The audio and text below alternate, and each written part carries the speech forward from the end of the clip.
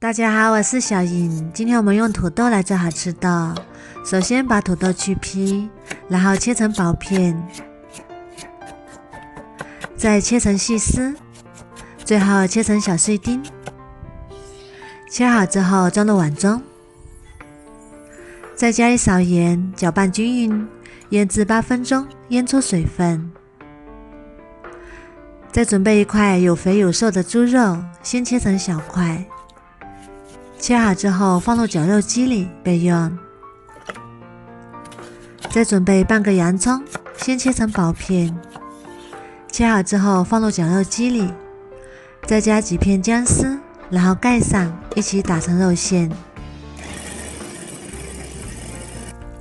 像这样就可以啦，先放一旁备用。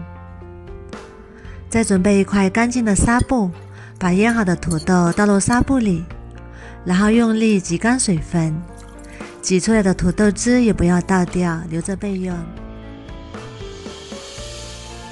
再把土豆和肉馅放在一起，然后加一勺生抽，一勺黄豆酱，一勺花椒粉。黄豆酱也是咸的，就不用再加盐了。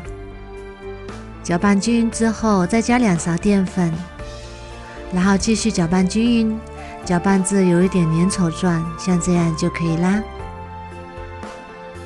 再准备一块老豆腐，先对半切开，再切成薄片。热锅放油，油热之后放入豆腐，开中火慢慢煎。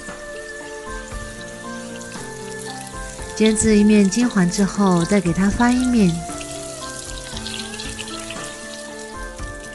煎至2面金黄，大概需要5分钟左右，像这样就可以啦。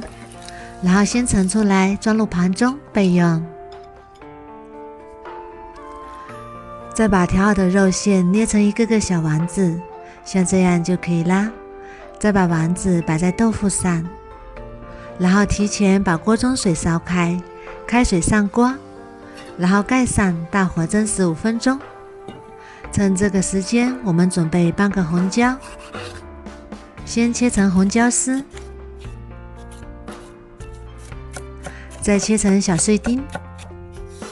切好之后装入盘中，再切点葱花备用。我们再来调一个料汁，土豆汁里加1勺生抽，1勺蚝油，适量的清水，搅拌均匀，放一旁备用。锅中油烧热，放入葱花和红椒，炒出香味。炒香之后，再把调好的料汁也加进来，煮至汤汁变粘稠，像这样就可以啦。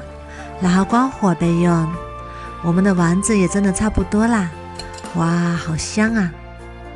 再把调好的料汁淋在丸子上，每个丸子都裹上料汁，真的是太香了。最后再撒点香菜，好看又好吃。土豆丸子这样做，口感非常的鲜嫩，还裹着香气浓郁的料汁，也是一种非常少油又健康的做法，营养又健康，老人和孩子都非常的适合。豆腐经过煎制和蒸煮，再裹上料汁，也是非常的入味。如果你喜欢也试试吧。喜欢我的视频就关注我吧，谢谢您的支持。大家好，